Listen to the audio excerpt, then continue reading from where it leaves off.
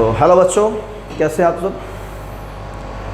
ठीक है, तो आप सबका एक बार फिर से आपके अपने संजय पांडे क्लासेस में स्वागत है।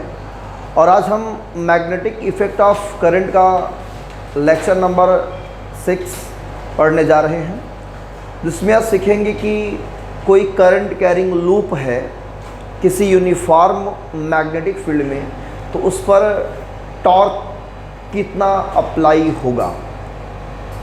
टॉर्क मतलब मोमेंट ऑफ फोर्स, और साथ ही साथ इस पर बेस्ड एक डिवाइस होता है। ये अपने आप में एक प्रिंसिपल भी है ना। और इस प्रिंसिपल पे हमारा काम करता है मूविंग कॉइल गैल्वेनोमीटर।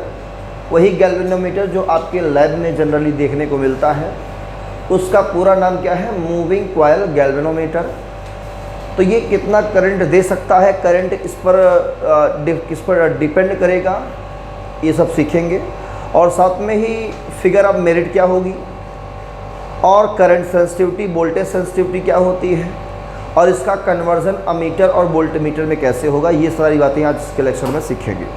ठीक है, तो हेडिंग लगा दीजिए टॉर्क ऑन।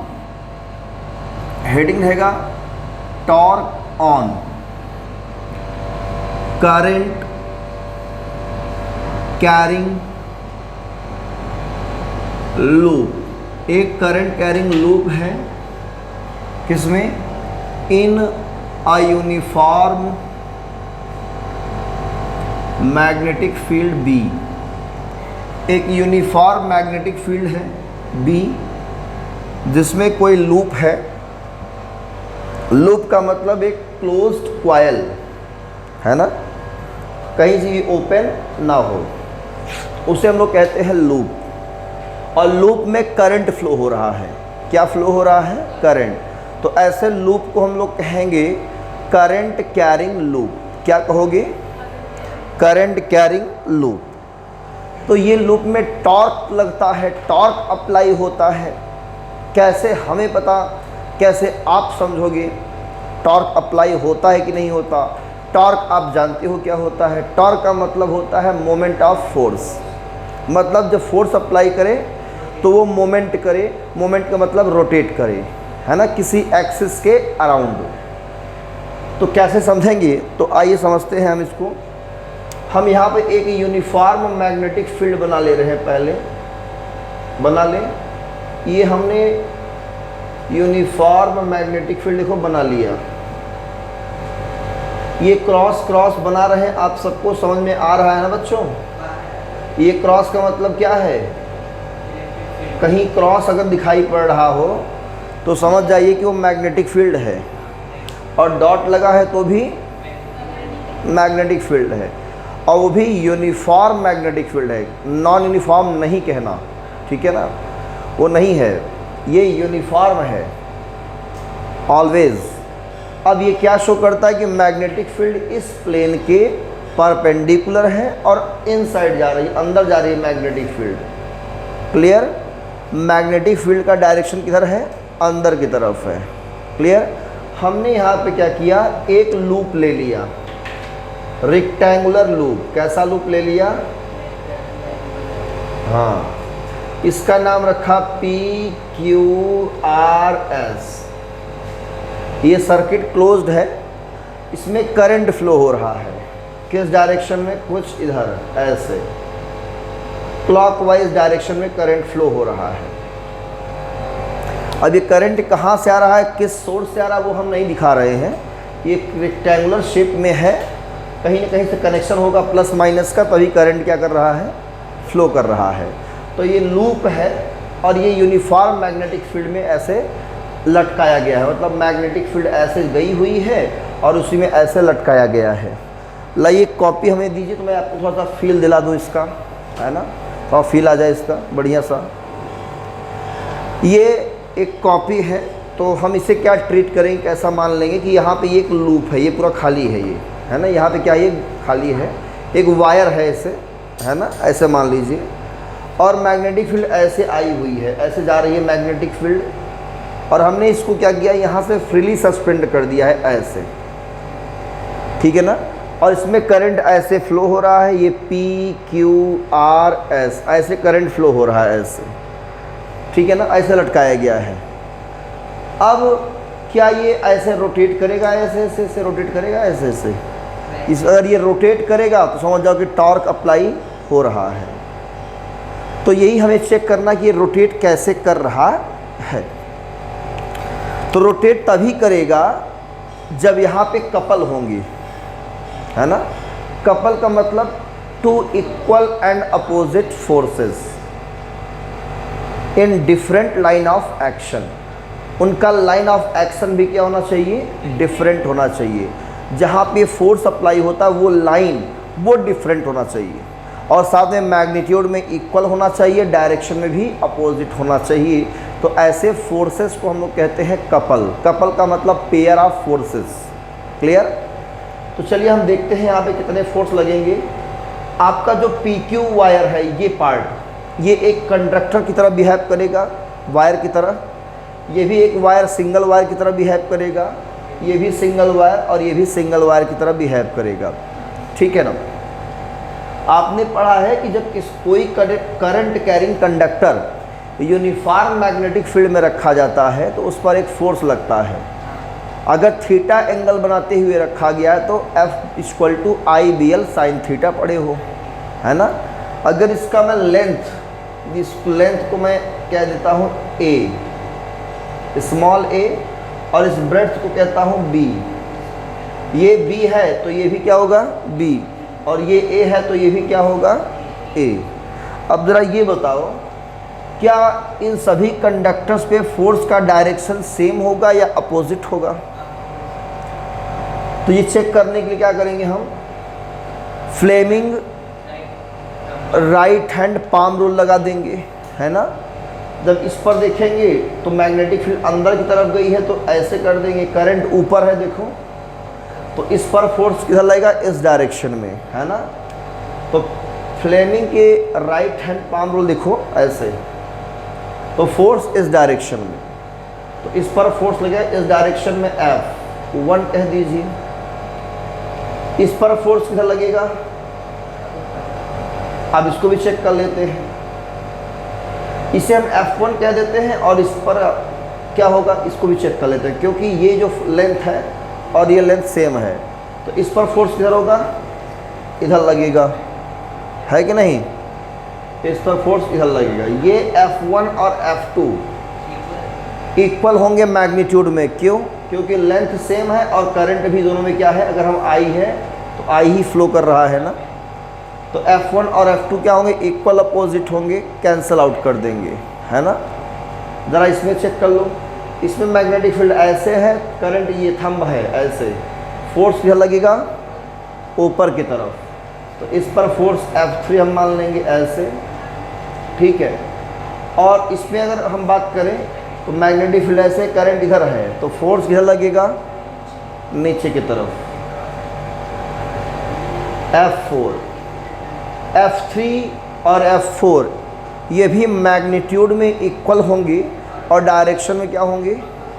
और बहुत बड़ी बात ये कि दोनों एक ही लाइन में काम कर रहे हैं, देखो एक ही लाइन में, और ये भी क्या कर रहे हैं, एक ही लाइन में काम कर रहे हैं, क्योंकि ये जो लेंथ है वो लेंथ ये भी है, तो मैग्नीट्यूड तो इक्वल हो जाएगा IBL से, और फोर्स मैक्सिमम होगा, क्योंकि थीटा यहाँ पे क्या होगा, 90 डिग्री होगा।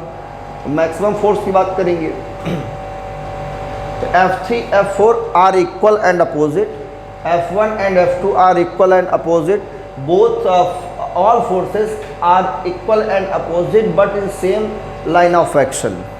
तो ये सब क्या करेंगे, ये और ये एक दूसरे को कैंसिल आउट कर देंगे, ये भी कैंसिल आउट कर देंगे। मतलब जो नेट फोर्स होगा इस कंडीशन में बच्चों, नेट फोर्स क्या होगा, ज़ीरो। जब नेट फोर्स ज़ीरो है तो नेट टॉर्क भी क्या होगा यहाँ पे, क्योंकि कपल बन ही नहीं रहा है, तो नेट फोर्स और नेट टॉर्क दोनों क्या है, जीरो है। क्लियर, इस कंडीशन में जीरो है। इसका मतलब यहाँ पे एरिया वेक्टर और मैग्नेटिक फील्ड सेम डायरेक्शन में है। कौन कौन, एरिया वेक्टर, इसका एरिया होगा, एरिया वेक्टर किधर होगा, अंदर तरफ होगा या बाहर तरफ मान लीजिए, अपोजिट मान लीजिए। Area vector magnetic field same direction या अपोजिट डायरेक्शन में है तो क्या होगा, टॉर्क ज़ीरो है इस कंडीशन में, क्योंकि कपल आ ही नहीं रहा है। तो जब तक कपल नहीं आएगा तब तक टॉर्क नहीं एग्जर्ट करेगा। क्लियर ना? तो इतनी बातें पहले फिगर ड्रॉ करके नोट करिए।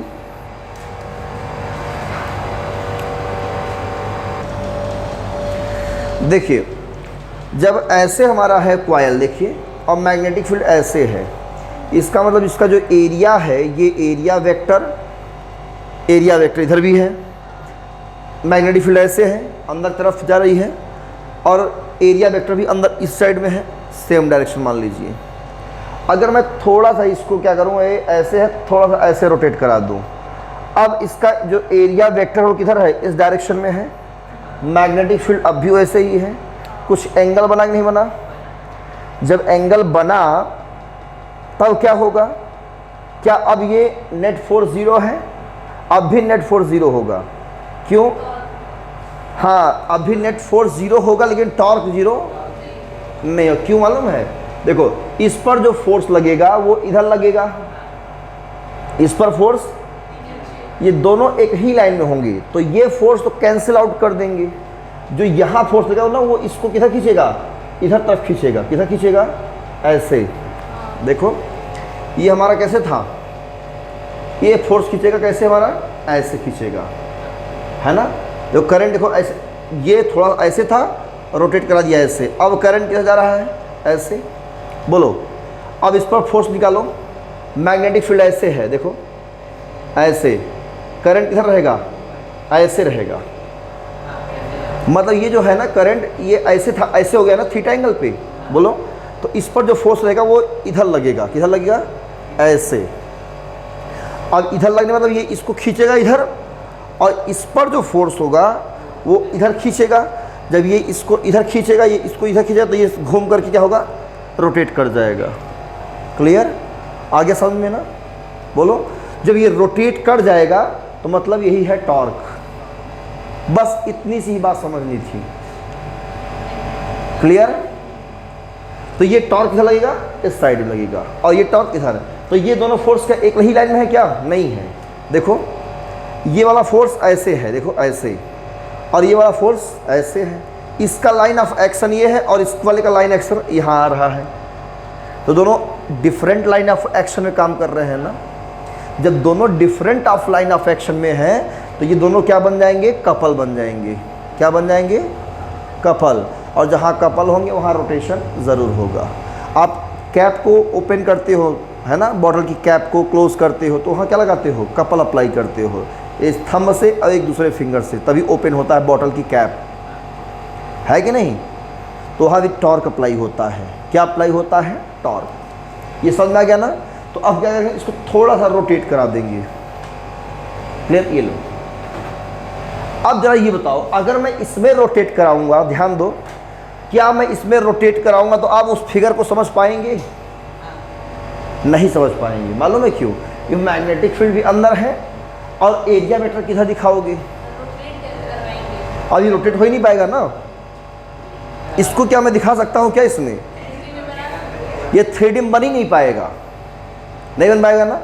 लेकिन मैं इसी को दूसरी तरीके से दिखा सकता हूँ। दिखाए? दिखा दे? देखो अब जो ये मैग्नेटिक फील्ड ऐसे जा रही है, ध्यान दो, जो मैग्नेटिक फील्ड ऐसे जा रही है, अब मैं मैग्नेटिक फील्ड ऐसे कर दे रहा हूँ, उसी को किसको घुमा देता हूँ? मैग्नेटिक फील्ड को। देखो वही मैग्नेटिक फील्ड है। मैग्नेटिक फील्ड कितना है? B। ये है मैग्नेटिक फील्ड, देखो ये है magnetic field, uniform magnetic field. बोलो अब सही है? यूनिफॉर्म को ऐसे भी दिखा सकते हो ना। क्लियर है? अब मैं जो ऐसे था, हमारा ऐसे था ना रेक्टेंगुलर कॉइल, भाई मैग्नेटिक फील्ड इधर, और हमारा कॉइल कैसे था? ऐसे था। लाइए फिर दिखा देते एक बार, कॉपी लाइए फिर से। ये देखिए कॉइल ऐसे लटका हुआ है, मैग्नेटिक फील्ड अब की बार ऐसे गई हुई है, ठीक है ना। देखो मैग्नेटिक फील्ड ऐसे जा रही है, अब ऐसे लटकाया गया था, तो कोई फोर्स नहीं है, no force no torque, net force zero, net torque zero. और जैसे ही मैं थोड़ा सा इस साइड या इस साइड रोटेट करा दूँ, मतलब थोड़ा सा मान लो इधर रोटेट करा दिया ऐसे ही, अब इस पर जो फोर्स लगेगा ये और जो ये फोर्स होगा वो इक्वल होगा, अपोजिट होगा, एक ही लाइन में होगा, कैंसिल आउट कर देगा। और जो इस पर लगेगा वो फोर्स इधर होगा, वो फोर्स इधर रहेगा, इसको खींचेगा किधर, इधर साइड में, है ना, और ये खींचेगा इधर साइड में। तो इसका लाइन ऑफ एक्शन इधर है और इसका लाइन ऑफ एक्शन इधर जा रहा है। तो ये क्या करेगा, इसको रोटेट करा करके जैसे था वैसे ही लाने का प्रयास करेगा। ये टॉर्क क्यों ला रहा है, मतलब टॉर्क अप्लाई क्यों हो रहा है, क्योंकि इसे इक्विलिब्रियम में लाना चाहता है कि जैसे पहले से था वैसे ही फिर से हो जाए, इसलिए टॉर्क एग्जर्ट हो जाता है। क्लियर? दुनिया की हर चीज़ स्थायी होना चाहती है। क्या होना चाहती है? स्थायी, स्टेबिलिटी। तो ये स्टेबल कब होगा, जब नेट फोर्स जीरो होगा, नेट टॉर्क जीरो होगा, तब तो ये स्टेबल रहेगा। थोड़ा सा भी अगर टॉर्क इधर उधर हुआ तो स्टेबल, तो उसको स्टेबल करने के लिए क्या करेगा, वो रोटेट करना स्टार्ट करेगा, और जैसे ही इक्विलिब्रियम में आ गया तो फिर से रोटेट करना बंद कर देगा। क्लियर है ना? तो टॉर्क इसी वजह से लगता है। अब समझ में आ गया ना टॉर्क क्यों लगता है? क्योंकि वो स्टेबल रोटेट, थोड़ा सा अगर घुमा के छोड़ दोगे, कुछ एंगल पे घुमा के छोड़ दोगे तो स्टेबल नहीं रह पाता। क्लियर ना? तो उसका डायग्राम देखो, मैं ऐसे दिखा रहा हूं, ये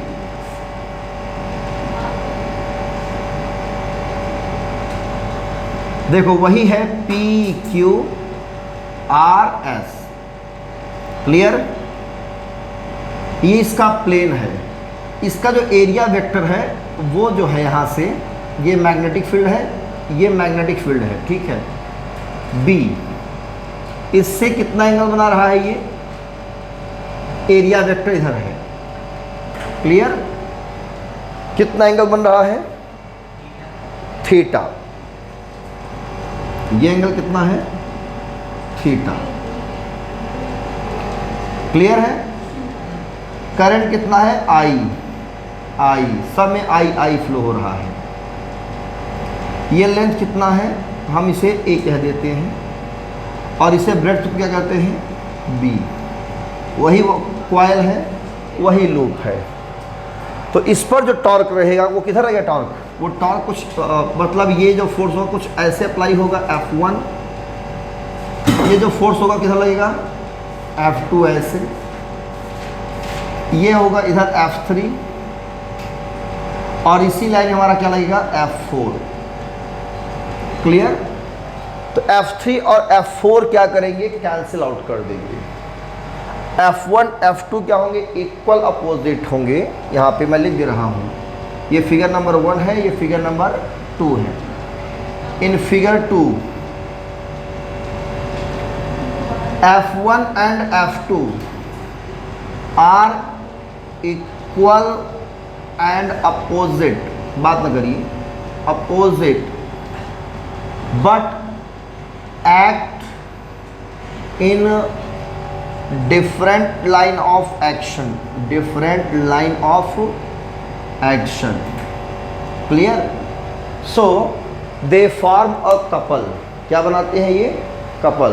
and F3 and F4 equal and opposite in same line of action, so they are cancel to each other. तो इस केस में नेट फोर्स बेटा जीरो है। नेट फोर्स अगर हम चेक करें इसमें तो वो क्या है? जीरो। बट नेट टॉर्क क्या है आपका? जीरो नहीं है। तो ये भी फिगर बना लीजिए बेटा और इसको नोट कर लीजिए।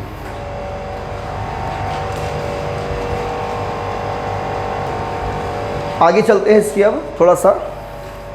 अब F1 और F2 की वैल्यू कितनी होगी ये कैलकुलेट कर लिया जाए। तो मैं चाहूँगा कि इसको हम एरेस कर देते हैं। आप सभी नोट कर चुके होंगे, अब इसकी कोई ज़रूरत नहीं है ना। तो अब बताइए F1 और F2 बोथ फोर्सेस इक्वल हैं और साथ में इनका मैग्नीट्यूड कितना होगा? तो ये मैक्सिमम होंगे फोर्स, है ना। तो here theta is equal to 90 degree, ये थीटा किसके बीच का है? आई और बी के बीच की एंगल है ना। थीटा इज एंगल किसके बीच? Between I and B. Current और मैग्नेटिक फील्ड के बीच का एंगल कितना है? 90 डिग्री है। तो फोर्स क्या होगा? मैक्सिमम होगा। फोर्स विल बी मैक्सिमम होगा। तो F1 F2 कितना आएगा हमारा? आई बी एल साइन थीटा होता है। तो आई बी एल के प्लेस पे क्या है? इसका लेंथ ए, साइन 90 डिग्री, और साइन 90 डिग्री वैल्यू 1। तो F1 F equal to F2, और इसे हम लेट करेंगे क्या? F। और ये कितना आएगा? आई बी ए। क्लियर? अब जो ये फिगर है हम थोड़ा सा इसको शॉर्ट में करेंगे। अब हमें करना है कैलकुलेशन F1 और F2 को लेकर के। तो F1 और F2 के बीच का जो क्रॉस डिस्टेंस, ये जो डिस्टेंस है कितना है? क्रॉस, बोलो है कि नहीं है? अगर ये फोर्स लग रहा है ऐसे, तो ये डिस्टेंस क्या है? क्रॉस है। ये B, तो ये भी कितना होगा? B। तो मैं इसको थोड़ा अलग से ड्रॉ कर रहा हूँ। यहाँ पे ये डिस्टेंस मैं B मान लेता हूँ। कितना मान लेता हूँ? B, है ना। तो ये फोर्स ऐसे काम कर रहा है कुछ F1 हमारा, और ये फोर्स कुछ ऐसे काम कर रहा है F2। क्लियर? तो हमें क्या निकालना है? टॉर्क, है ना, प्रोड्यूस्ड बाई कपल। तो क्या करेंगे? वो either force into perpendicular distance between two forces. तो ये क्या है? इनके बीच की क्रॉस डिस्टेंस है। तो परपेंडिकुलर डिस्टेंस कैसे निकालेंगे? इसको थोड़ा सा एक्सटेंड करेंगे पीछे की तरफ, और यहाँ से इसको परपेंडिकुलर लाइन ड्रॉ करेंगे ऐसे, है ना। पॉइंट हमने कहा इसको O, ये 90 डिग्री है। O इसे कहते हैं एक्स वाई। तो ये B आपका है पूरा लेंथ। ये कितना है लेंथ? B। ये पूरा लेंथ B है। तो परपेंडिकुलर डिस्टेंस हमें ये चाहिए, OY। OY क्या है यहाँ पे? परपेंडिकुलर डिस्टेंस है ये OY। तो ये Y कितना होगा भाई? इसका जो यहाँ पे अगर मैं बात करूँ, मैग्नेटिक फील्ड इस डायरेक्शन में है, बोलो ऐसे ही है। एरिया वेक्टर ऐसे है आपका, बोलो एरिया वेक्टर। ये एंगल कितना है? थीटा। एरिया वेक्टर इस प्लेन की क्या होता है? परपेंडिकुलर होता है हमेशा। तो ये कितना है? 90 डिग्री है कि नहीं, बोलो। तो ये कितना होगा आपका? 90 माइनस थीटा, और ये 90 माइनस थीटा, तो ये कितना होगा बेटा? 90 माइनस थीटा। भाई ये और ये पैरेलल है। ये 90 माइनस थीटा, ये 90, तो ये कितना होगा? थीटा। तो इस फिगर नंबर 3 का यूज़ करेंगे और साइन थीटा कैलकुलेट करेंगे यहाँ से। तो साइन थीटा इक्वल टू क्या होगा यहाँ पे? परपेंडिकुलर अपॉन हाइपोटेनस, यानी OI by XY। OI is the perpendicular distance. यहाँ OI क्या है? परपेंडिकुलर डिस्टेंस है बेटा, ठीक है। OI is the perpendicular distance. यहाँ से हम OI निकालेंगे XY साइन थीटा। तो OI कितना हमारा आएगा? XY कितना है? B। ये आएगा B साइन थीटा। बोलो क्लियर? तो परपेंडिकुलर डिस्टेंस आ गया। तो टॉर्क ये होता है either force into perpendicular distance between F1 and F2। Clear है?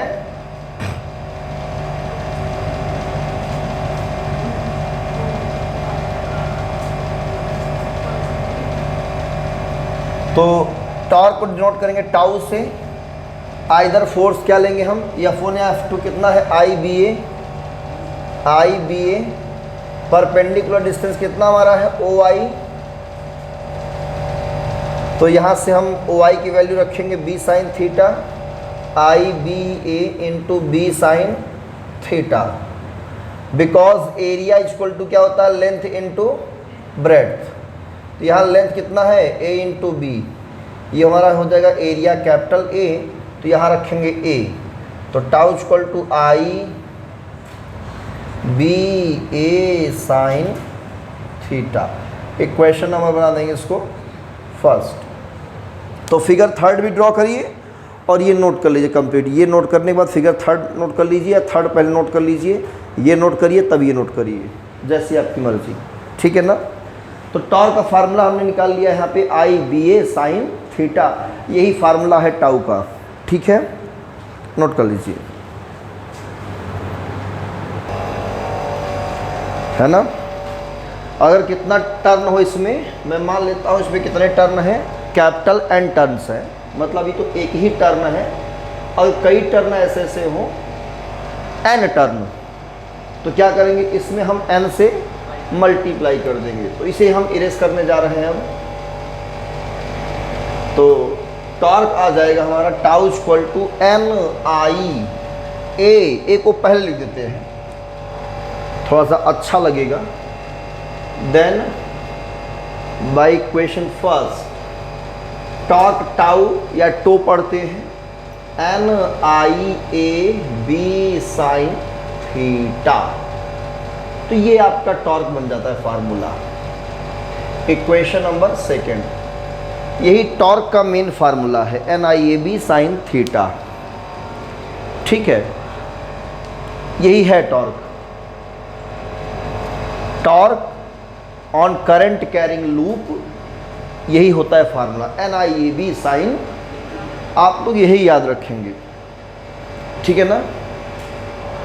अब जरा ये सोचो, हमने डाइपोल पढ़ाया था आपको, इलेक्ट्रिक डाइपोल, उस पर टॉर्क कितना लगता है, कहते हो पी ई साइन थीटा।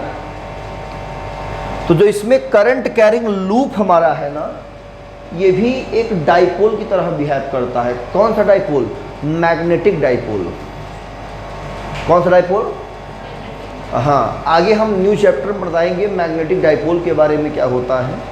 यहाँ पर ये समझ लीजिए कि करंट कैरिंग लूप भी बिहेव करता है एज अ मैग्नेटिक डाइपोल, तो इसका भी अपना डाइपोल मोमेंट होगा।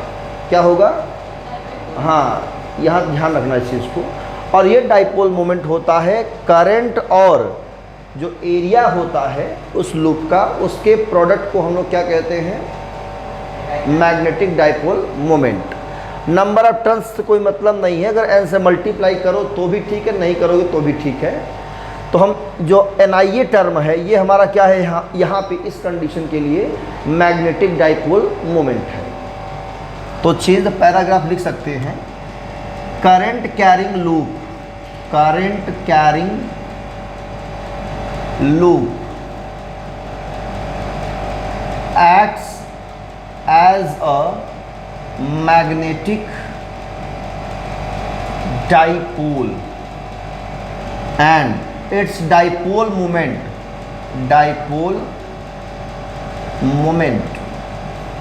will be, इसका मैग्नेटिक डाइपोल मोमेंट निकालते हैं NIA से। किससे निकालते हैं, M equal to NIA। M क्या है, मैग्नेटिक डाइपोल मोमेंट। तो बाय इक्वेशन सेकेंड, जहाँ NIA है वहाँ पे क्या रखेंगे, M, तो टॉर्क आ जाएगा MB साइन थीटा, ये फार्मूला बन जाता है।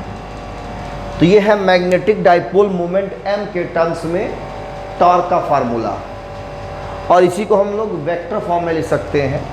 अब ये कुछ फील आ रहा है ना आपको, जैसे इलेक्ट्रिक डाइपोल में लिखते थे tau equal to PE sine theta, तो ये भी क्या हो जाएगा, MB साइन थीटा, है ना।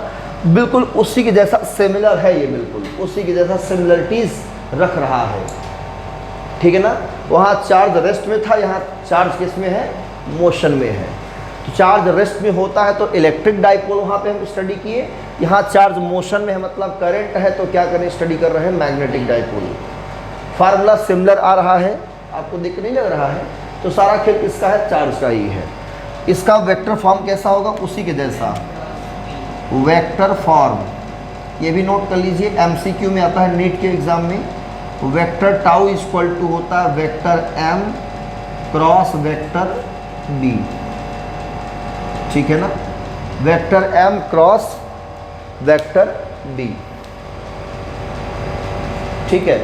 और इसका जो है आप डायरेक्शन बता सकते हो, है ना, इसका डायरेक्शन बता सकते हो आप राइट हैंड थंब रूल से। किससे? राइट हैंड थंब रूल से। ठीक है, तो vector tau equal to vector m cross vector b। Clear? चलो ठीक है। अब हम बात करते हैं ये टॉर्क मैक्सिमम कब होगा। इरेज कर दे साइड, चलो इरेज कर देते हैं बच्चों। ये टॉर्क मैक्सिमम कब होगा? When theta equal to 90 degree, है ना।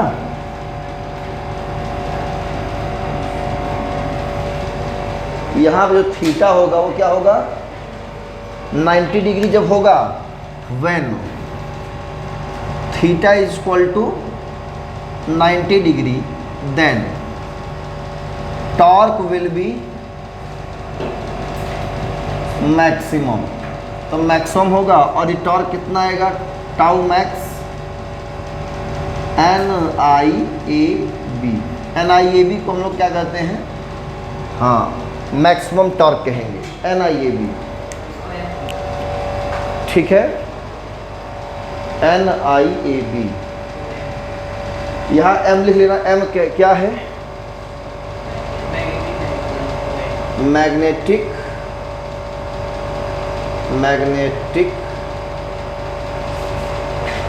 मोमेंट या मैग्नेटिक डाइपोल मोमेंट। आप इसे टाउ मैक्स को MB भी लिख सकते हो। क्या लिख सकते हो? MB। चाहे ये यूज़ करो या ये यूज़ करो, दोनों एक ही चीज़ है। ठीक है, नोट करिए यहाँ तक। तो ये अपने आप में क्या है? एक प्रिंसिपल है, torque on a current carrying loop in a uniform magnetic field. ये एक प्रिंसिपल है। जितना हमने डिटेल में लिखाया, इसी प्रिंसिपल पे हमारा काम करता है क्या? Moving coil galvanometer.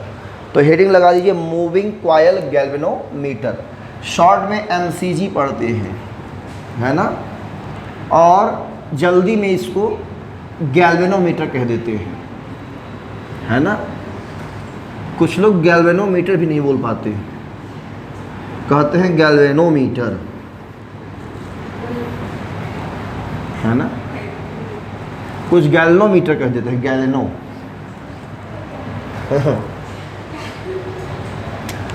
क्या है पूरा नाम इसका? Moving coil galvano. Spelling VA होता है ना बेटा, METER, गैल्वेनोमीटर, MCG। ठीक है, मूविंग कॉइल गैल्वेनोमीटर। इसका काम क्या है? ए स्मॉल करंट को मेज़र करने वाला एक डिवाइस होता है ना। किस करंट को? स्मॉल करंट को मेज़र करने वाला एक डिवाइस होता है। ये दो प्रकार से डिज़ाइन किया जाता है, एक फ्रीली कॉइल सस्पेंडेड गैल्वेनोमीटर, एक होता है पिवोटेड। बहुत पहले हम लोग स्टार्टिंग में freely suspended coil galvanometer use करते थे। आज के टाइम पर हम लोग क्या यूज़ कर रहे हैं? पिवोटेड वाला। तो पिवोटेड वाला एग्जैक्ट मतलब उसमें कोई प्रॉब्लम नहीं आती और डिफ्लेक्शन सही शो करता है।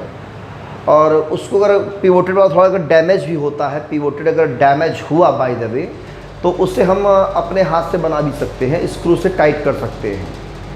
पिवोट का मतलब होता है अटैच कर देना स्क्रू के थ्रू से। उसके स्प्रिंग को हम क्या करेंगे? टाइटली मजबूत कर देंगे, तो लूजली स्प्रिंग से। हाँ बताओ, पूरी राम कहानी खत्म हो गई, घर सीता को ले गया। अभी मैंने ओरली पढ़ाया, आपको बताया, अभी एक्सप्लेन कहाँ किया ज़्यादा। अभी हमने ये बताया कि मूविंग कॉइल गैल्वेनोमीटर होता क्या है। तो मैंने ये बताया कि ये एक डिवाइस है और हम लोग मेज़र करते हैं करंट को, वेरी स्मॉल करंट, कुछ माइक्रो एम्पियर में। इतनी बात आपके दिमाग में नहीं गई?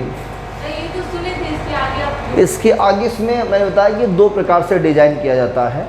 एक फ्रीली सस्पेंडेड, मतलब इसको हम फ्रीली वायर से लटका देते हैं, इसे झूलता रहता है, और एक बार उसी को हम फ्रेम क्या करते हैं, अटैच कर देंगे लूजली स्प्रिंग से। दिखा रहे स्ट्रक्चर ना। तो कोई एक स्ट्रक्चर आप बना सकते हो। इसमें एक हॉर्स शो मैग्नेट होता है। कौन सा शो? हॉर्स मतलब घोड़ा है ना, शो मैग्नेट, अरे उल्टा बना दिए, हॉर्स शो मैग्नेट।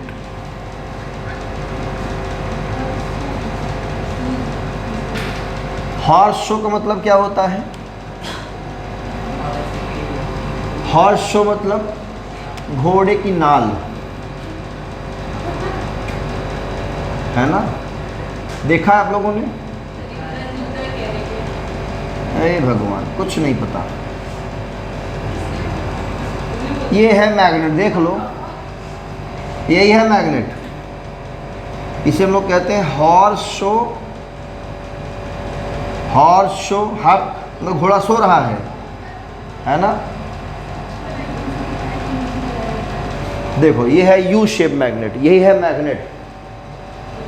ये है नॉर्थ पोल इसका, इधर बन रहा है साउथ पोल। तो यहाँ क्या बन रही है? यूनिफॉर्म मैग्नेटिक फील्ड बन रही नहीं बन रही है? बोलो। और यहाँ हम क्या करेंगे? एक एल्यूमिनियम का फ्रेम लेते हैं। किसका फ्रेम? जल्दी बोलो। एल्युमिनियम का। क्या लेते हैं? एक फ्रेम लेते हैं। क्लियर? ये फ्रेम है, बढ़िया सा फ्रेम है। इस फ्रेम के ऊपर हमारा वायर वाउंड किया रहता है, ऐसे वायर वाउंड किया रहता है, बहुत ढेर सारे टर्न। एल्यूमिनियम का फ्रेम लेने से क्या हुआ? जो हम वायर यहाँ पे लपेटेंगे ऐसे, है ना, चार बढ़िया टाइट इंसुलेटेड कॉपर वायर, वो किस शेप में आ जाएंगे? रेक्टेंगुलर शेप में आ जाएंगे। बोलो आएंगे नहीं आएंगे? हाँ, और रेक्टेंगुलर शेप में आएंगे और कई टर्न्स आ जाएंगे इसमें। और ये किसमें है? Uniform magnetic field. तो मैग्नेटिक फील्ड बन रही नहीं बन रही? यहाँ से मैग्नेटिक फील्ड नॉर्थ पोल से निकलती है और साउथ पोल पर जाती है। बोलो जाती ही नहीं जाती? और इसके अंदर हम एक सॉफ्ट आयरन कोर, क्या समझन नहीं आया? सॉफ्ट आयरन कोर मतलब लोहे का एक छोटा सा, बहुत छोटा सा रॉड, जैसे मान लो कि इतना, ये ऐसा सिलेंड्रिकल शेप में इतना बड़ा जो है सॉफ्ट आयरन कोर, ये लोहे का बिल्कुल सॉफ्ट आयरन होता है। इसकी परमिबिलिटी क्या होती है? हाई होती है। पढ़ा है ना? नहीं पढ़ा है, आगे चल के पढ़ेंगे। परमिबिलिटी क्या होती है, सस्केप्टिबिलिटी क्या होती है, ठीक है। तो ये सिलेंड्रिकल होता है। कैसा होता है? हाँ, मैं नोट कर दे रहा हूँ। ये है सॉफ्ट आयरन कोर और ये है एल्यूमिनियम फ्रेम और यहाँ इंसुलेटेड कॉपर वायर ऐसे वाउंड रहता है ऐसे, ठीक है। और इसका इस कनेक्शन एक लूजली स्प्रिंग से रहता है यहाँ पे, ठीक है। और यहाँ से एक टर्मिनल निकला रहता है, टर्मिनल, और दूसरे वायर का भी कहीं ना कहीं टर्मिनल निकाल देते हैं यहाँ से, या कहीं इधर साइड से निकाल देते हैं। हटाओ, यहाँ से हम एक दूसरा टर्मिनल निकाल देते हैं, T1 T2, है ना, T1 T2 टर्मिनल है एक, मतलब एक प्लस है और एक क्या है? माइनस है। और यहाँ एक आपका स्केल बना होता है। क्या बना होता है? स्केल, मीटर स्केल बना होता है। आप देखेंगे ऐसे कुछ करके, ऐसे ऐसे, है ना। और बीच में ज़ीरो रहता है। बोलो रहता नहीं रहता?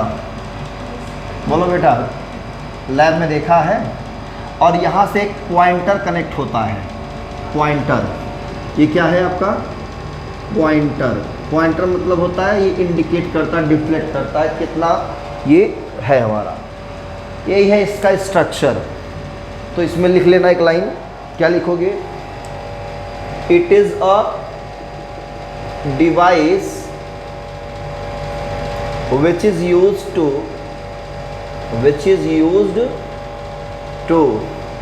measure the very small current, bracket ना, in microampere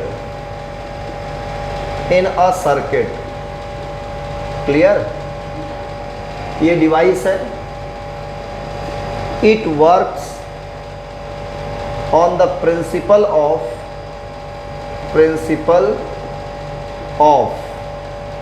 torque acting on current carrying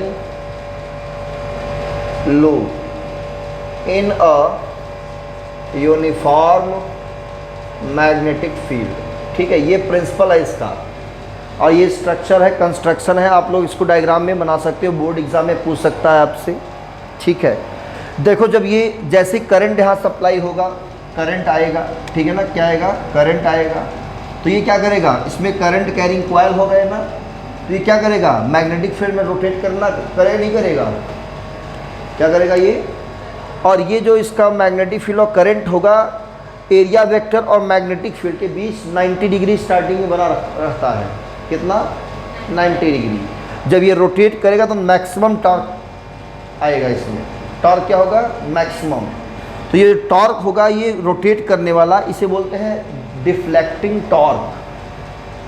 क्या बोलते हैं, और डिफ्लेक्टिंग टॉर्क इसमें होगा रेस्टोरिंग टॉर्क। मतलब जैसे करंट स्विच ऑफ कर देंगे तो करंट फ्लो होना बंद कर देगा, और फिर से जैसे था वैसे पोजीशन में दोबारा आ जाएगा, मतलब रिस्टोर कर लेगा, है ना। वो रिस्टोर कौन करता है, स्प्रिंग। भाई जब अब ये रोटेट करेगा तो स्प्रिंग में क्या आएगी, ऐठन आएगी, ट्विस्टिंग आएगी, क्या आएगी।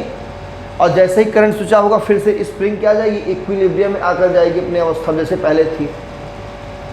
भाई अगर किसी को खुद दबाए रखोगे फोर्स लगा करके, घुमा करके, ऐसे, है ना, जैसे फोर्स हटाओगे फिर से रिलैक्स फील करेगा, है कि नहीं। तो जब टॉर्क अप्लाई करेगा करंट की वजह से, करंट की वजह से क्या होगा, इसमें टॉर्क आएगा, और ये डिफ्लेक्ट करेगा कितना करंट इसमें आ रहा है ना, पॉइंटर। तो ये क्या करेगा, फिर से जैसे स्विच ऑफ करोगे करंट, वो अपना फिर से अपने पोजीशन में आ जाएगा, तो वो रिकवर करेगा, रिस्टोर करेगा। तो रिस्टोर करने के लिए क्या करेगा, वो एक और टॉर्क अप्लाई करेगा, फिर से रोटेशन आएगा। उस टॉर्क क्या कहेंगे हम, रेस्टोरिंग टॉर्क। क्लियर। तो जो रेस्टोरिंग टॉर्क है यहाँ पे, वो डिपेंड करता है किस पे, इसके ट्विस्ट एंगल पे, कितना एंगल रोटेट किया उस पर डिपेंड करता है। क्लियर। तो मैंने मान लिया इसने हाई एंगल ट्विस्ट किया, if coil rotates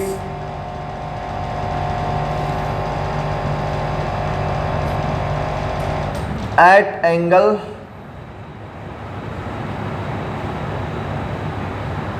theta, coil theta angle तक क्या करता है, रोटेट करता है। या कॉइल कह लीजिए कि स्प्रिंग में जो ट्विस्ट आती है ना, थीटा छोड़ो हटाओ। If coil rotates at angle phi, एक minute, coil rotates at till the angle, लिखते हैं till angle phi on applying maximum torque, on applying maximum deflecting torque, then restoring torque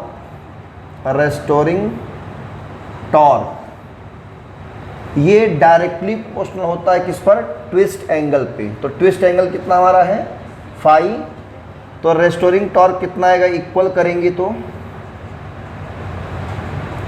restoring torque कितना आएगा, C into phi, एक constant लेंगे, क्या लेंगे, constant C। इस C को हम लोग कहते हैं टोरिजन कांस्टेंट।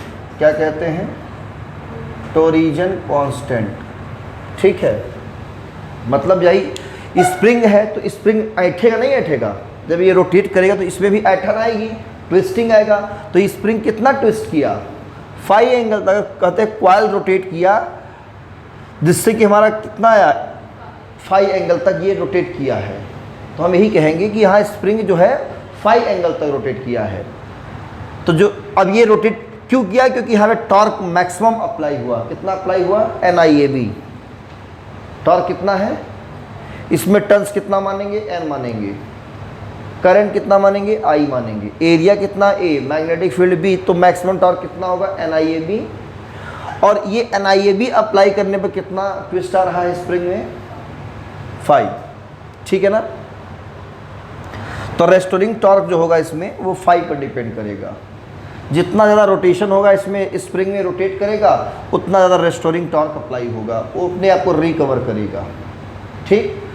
तो इक्वल करेंगे, कांस्टेंट लेंगे C मतलब टोरिजन कांस्टेंट, क्या बोलते हैं, टोरिजन कांस्टेंट या स्प्रिंग कांस्टेंट। स्प्रिंग का जो कांस्टेंट होता है उसी को हम लोग क्या कहते हैं, इधर का नोट कर लिया बच्चों, तो जल्दी से यहाँ तक नोट करिए और हम इरेज करेंगे इससे।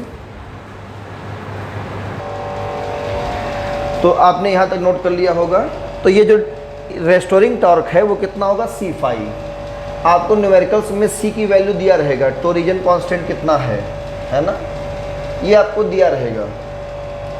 और फाई आपका जो इसमें है वो रेडियन में है, किस में है, रेडियन में, ध्यान रखना।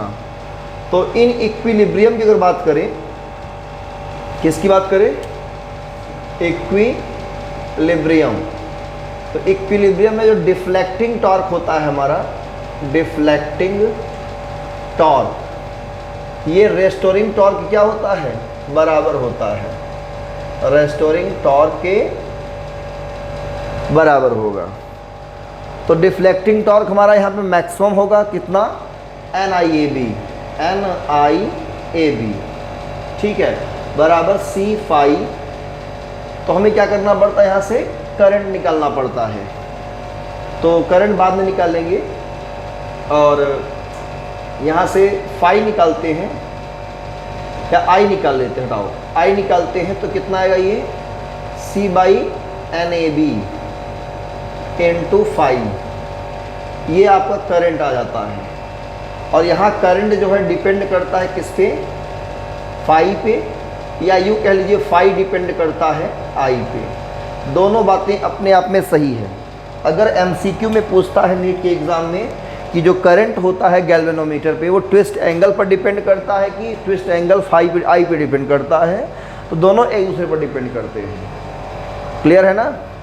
और इसे बोलते हैं करंट रिडक्शन फैक्टर, ठीक है ना। C/NAB क्या बोलते हैं, करंट रिडक्शन फैक्टर बोलते हैं, ठीक है। तो मेनली हमको करंट निकालना होता है, तो ये फाई पर डिपेंड करेगा।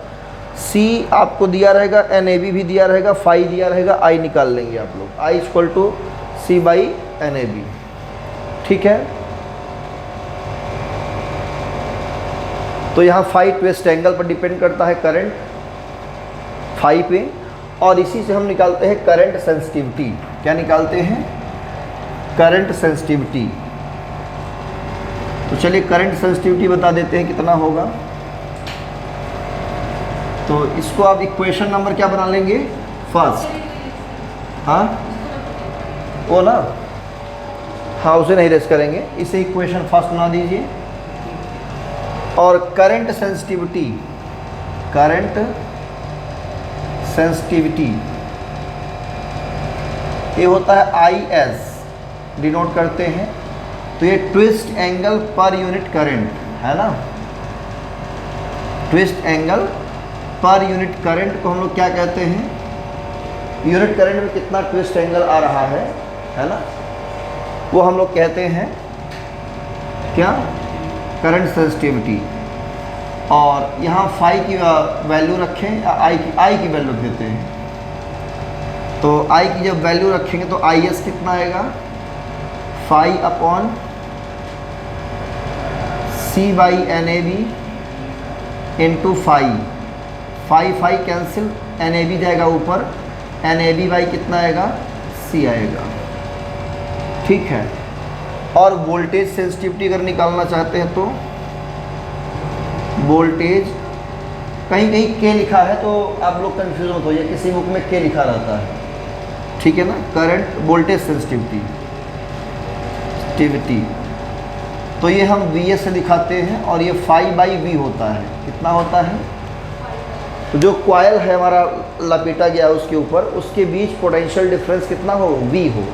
तो V = क्या निकालेंगे, ओम्स लॉ से IR, भाई उस कॉइल का अपना रेजिस्टेंस भी तो होगा, तो V इक्वल टू क्या हो जाएगा यहाँ पे आई आर, तो phi I into R, I की वैल्यू क्या रखेंगे C by N A B into phi C by phi upon C by N A B into phi, यहाँ आई ऑलरेडी था ही, है ना, आई इंटू सॉरी आई की जगह रखें, ठीक है, फाई फाई कैंसिल हो जाएगा, एन ए बी जाएगा ऊपर, तो वी एस कितना आ जाएगा आपका N A B by C are,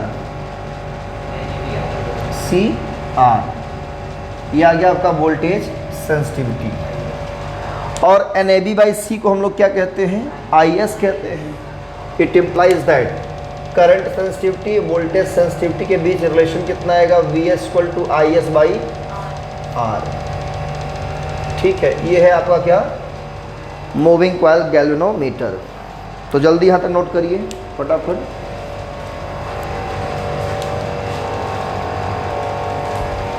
heading क्या रहेगा, conversion of galvanometer into ammeter. अगर आपको इसी गैल्वेनोमीटर को अमीटर में कन्वर्ट करना है, किस में कन्वर्ट करना है, अमीटर में, तो क्या करेंगे, अमीटर अच्छा है क्या, अमीटर एक ऐसा डिवाइस है जिससे हम लोग करंट मेज़र करते हैं, और वो भी एम्पियर में, और जिसका रेजिस्टेंस बहुत ही लो होता है ना। तो लिखिए इसमें, ammeter is a device which is use to measure the current in ampere, आप नोट कर सकते हो, ठीक है।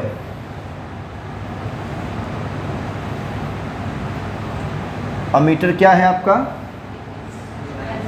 हाँ एक डिवाइस है जो कि हाँ मेज़र करता है करंट को एम्पियर में। It has very low resistance, इसका जो रेजिस्टेंस होता है बहुत ही लो होता है, ठीक है।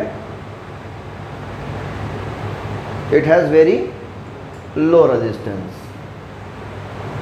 ध्यान दो, जैसे गैल्वेनोमीटर आपके पास है, इसका अपना रेजिस्टेंस कुछ होगा, तो रेजिस्टेंस हमने कितना मान लिया, G, कितना मान लिया, रेजिस्टेंस कितना मान लिया, G।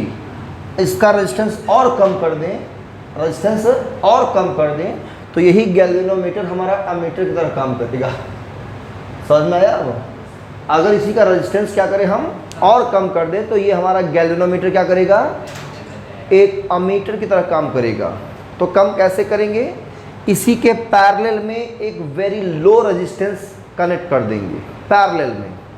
तो पैरेलल में होता क्या, जोड़ने से रेजिस्टेंस घट जाता है और सीरीज में रेजिस्टेंस बढ़ जाता है।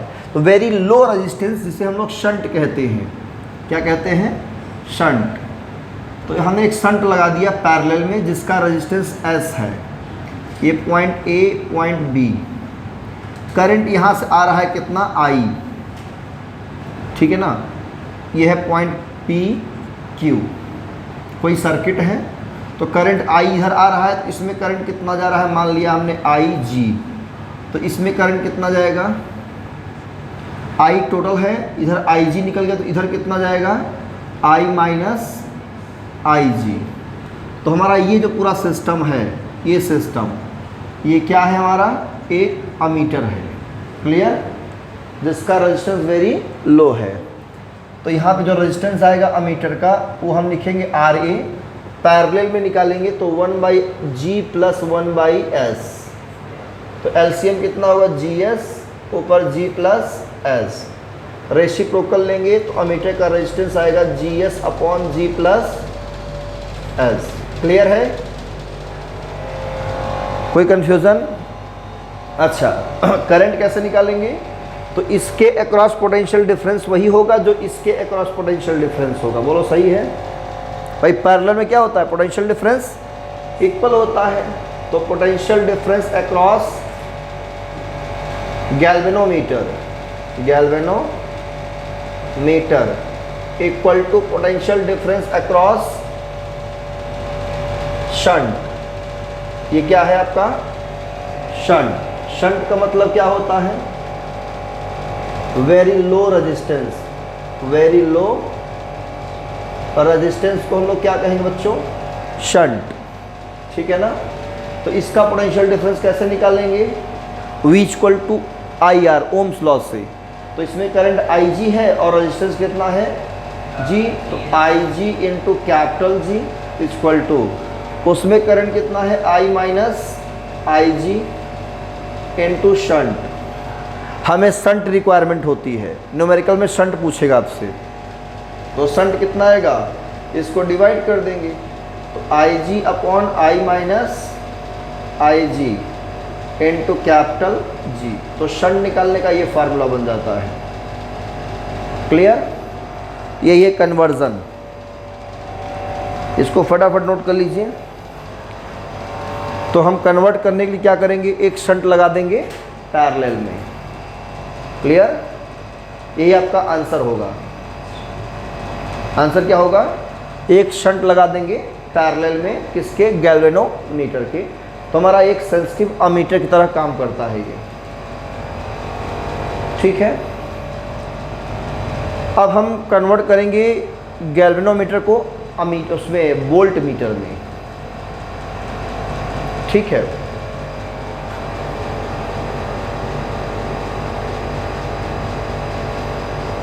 किस में मेजर करेंगे, हाँ, इसको कन्वर्ट करेंगे वोल्ट मीटर में। तो हेडिंग क्या रहेगा, conversion of galvanometer into volt meter.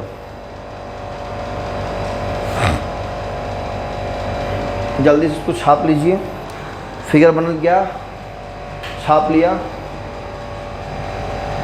ठीक है। इरेज करते हैं इसे, तो हेडिंग लगा दीजिए। अब एस मतलब शंट, यहाँ पे हेडिंग लग गया आप लोग का, conversion of galvanometer into voltmeter, ये आपकी हेडिंग होगी, conversion of galvanometer into voltmeter. तो क्या करेंगे हम, पहले पूछे, कोई आपसे पूछे वोल्टमीटर क्या होता है, आप कहोगे it is a device, note करिए, it is a device which is used to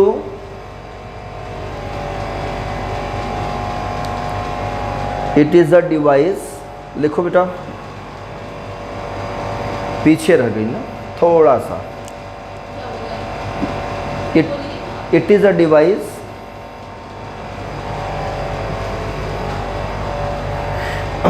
which is used to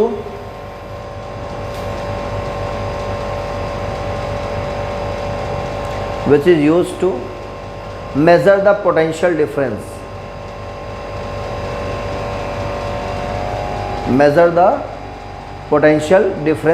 between 2 points,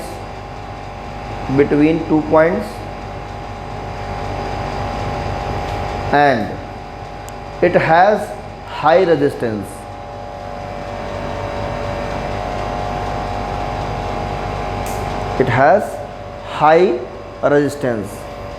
ठीक है। तो हम क्या करेंगे, इसे कैसे बनाएंगे, तो गैल्वेनोमीटर के साथ में क्या करेंगे, हम एक सीरीज में एक हाई रेजिस्टेंस को कनेक्ट कर देंगे। देखो ध्यान से, ये आपका गैल्वेनोमीटर है, इसका रेजिस्टेंस कितना है, जी, इसके साथ में हम क्या करेंगे, हाई रेजिस्टेंस लगा देंगे R, और इसे तब हम कनेक्ट कर देंगे किसी सर्किट के अक्रॉस, ठीक है। ये पॉइंट है A, ये पॉइंट है B, इसे हमने कहा C, इसे हमने कहा D, और इसके अक्रॉस जो पोटेंशियल डिफरेंस है वो हमने कितना लेट किया, V, कितना लेट किया, V। अब ये V पोटेंशियल डिफरेंस और इसके पोटेंशियल डिफरेंस क्या होगा, बराबर होगा। तो ये जो हमारा सिस्टम है, ये वाला सिस्टम, ये हमारा क्या है, एक वोल्ट मीटर हो गया। ये क्या है हमारा, वोल्ट मीटर। तो इसका जो रेजिस्टेंस होगा, resistance of volt meter RV कितना होगा, सीरीज में है दोनों, ऐड हो जाएंगे G प्लस R, और potential difference across A and B equal to potential difference across C and D, ठीक है, इसके क्रॉस पोटेंशियल डिफरेंस कैसे निकालेंगे? मैं इसमें करंट मान लेता हूँ I है, तो इसमें भी कितना रहेगा? I ही रहेगा, वही करंट जाएगा, है कि नहीं? तो ये I इंटू ओम्स लॉ से G प्लस R, ये इक्विवेलेंट हो गया IR, बोलो क्लियर है? I into R ohms law से, इसके क्रॉस पोटेंशियल डिफरेंस बराबर इसके क्रॉस पोटेंशियल डिफरेंस पैरेलल में है। भाई इन्हीं दो पॉइंट के बीच हमको निकालना था, ये सर्किट कोई है, तो ये कितना है हमने माना है इसको V, तो ये हो जाएगा V। हमें R निकालना होता है, तो ये क्या करेंगे हम, यहाँ से इसको डिवाइड कर देंगे। ये करंट कहाँ जा रहा है? गैल्वेनोमीटर में शो कर रहा है, इसे IG कह दो, हटाओ, क्या कह दो? IG। तो G plus R equal to V upon IG, क्या आया? V upon IG। हमें R चाहिए तो क्या करेंगे, इसे ट्रांसफ़र कर देंगे, तो R equal to V upon IG minus G, ऐसे कर सकते हैं, है ना? ये चीज़, तो ये हमें रजिस्टर निकालना होता है, ठीक है। R चाहिए तो इसको डिवाइड कर दिया, V अपॉन IG माइनस को ट्रांसफ़र कर देंगे G। ये हमारा क्या बन गया? रेजिस्टेंस कैसे निकालेंगे? ये रेजिस्टेंस, कितना रेजिस्टेंस सीरीज़ में लगा दें, कितना रेजिस्टेंस सीरीज़ में लगा दें कि एक सेंसिटिव वोल्ट मीटर की तरह बिहेव करे। क्लियर? तो वोल्ट मीटर में कन्वर्ट करना है तो हाई रेजिस्टेंस सीरीज़ में लगा देंगे, और अमीटर बनाना है तो पैरेलल में कोई लो रेजिस्टेंस पैरेलल में लगा देंगे। तो पैरेलल में लगाएंगे लो तो और भी लो हो जाएगा, हाई लगाएंगे रेजिस्टेंस तो और हाई रेजिस्टेंस हो जाएगा, और वोल्ट मीटर की तरह बिहेव करेगा। समझ में आ गया ना? तो यही सब इक्वेशन से न्यूमेरिकल सॉल्व होता है, फार्मूला बेस्ड टोटली होता है। और हाँ, कहाँ? ABCD, क्या दिक्कत है इसमें? वो सीक्वेंस नहीं है, उससे हमसे मतलब नहीं है। हमारा ये दो पॉइंट लेट किया है AB, इसके क्रॉस में गैल्वेनोमीटर है और एक रेजिस्टेंस है, जो कि हमारा एक सिस्टम क्या बन रहा है? वोल्ट मीटर बन रहा है। और हमें ये एक सर्किट है, सर्किट का दो पॉइंट हमने मान लिया है, इसको PQ कह दो, कोई दिक्कत नहीं है। अगर तुमको समझ नहीं आ रहा तो इसे PQ कह लो। तो PQ के बीच हमें क्या निकालना है? Potential difference. तो हमने कितना लेट किया? V। अगर V आ रहा है तो V किसके बराबर होगा? इसके अक्रॉस जो पोटेंशियल डिफरेंस होगा, यानी IG प्लस R बराबर V। तो यहाँ से IG डिवाइड कर देंगे, ये ट्रांसफ़र कर देंगे, तो R कितना आएगा? V by IG minus G। तो रेजिस्टेंस कितना रिक्वायरमेंट होगी R की, जिससे ये हमारा वोल्ट मीटर में कन्वर्ट हो जाए, तो वही R निकालना पड़ता है, ठीक है ना?